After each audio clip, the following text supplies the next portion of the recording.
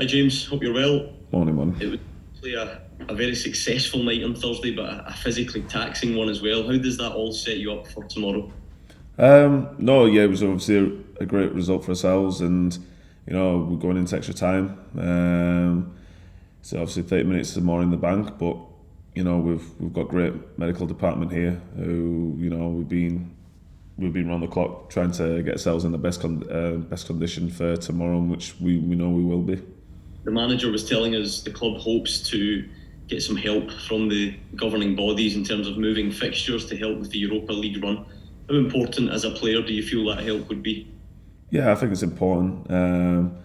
We can request all we want for the games to be moved. Obviously, it comes down to the league and how they want to do things.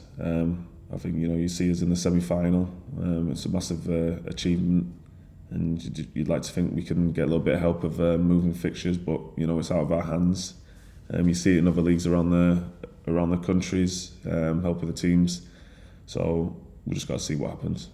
Hi James. Given it's a 50-50 fan split, does that change the feeling of the game, given in comparison to a standard league game?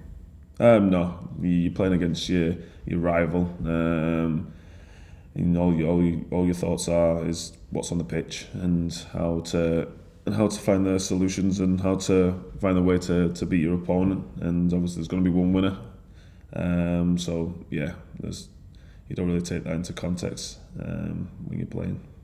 James, the Old Firm games, despite however either team's playing, can be a little bit of a lottery in terms of the result. Do you have the confidence in the team and your own leadership to kind of say to people, forget what's happened earlier this season, put that behind us, and this is a complete one-off?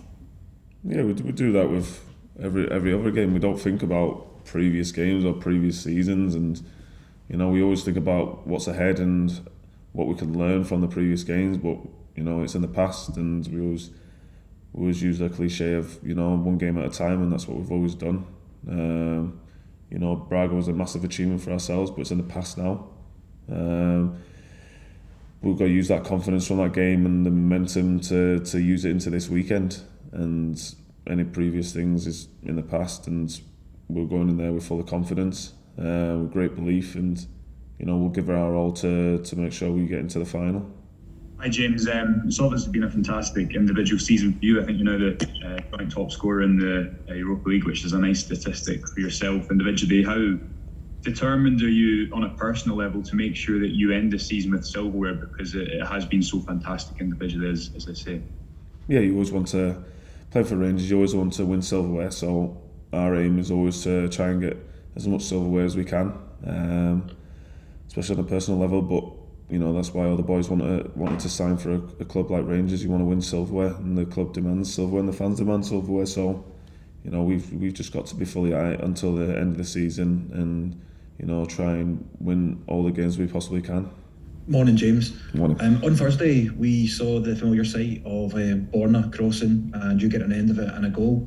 Does having Borna back in that type of form and his creativity take some of the pressure off of you in that regard and let you concentrate a little bit more on other aspects of your game as well? Well, we all know Borna's qualities, but I felt like Cameron's done a really good job at left back as well. They're both competing with that spot, and obviously Cameron can play in centre back. But what Borna's qualities are. He's got unbelievable delivery. You can almost second guess where the ball's going to go because he's got that much of a good delivery. So it's good to have options. The right side and the left side. So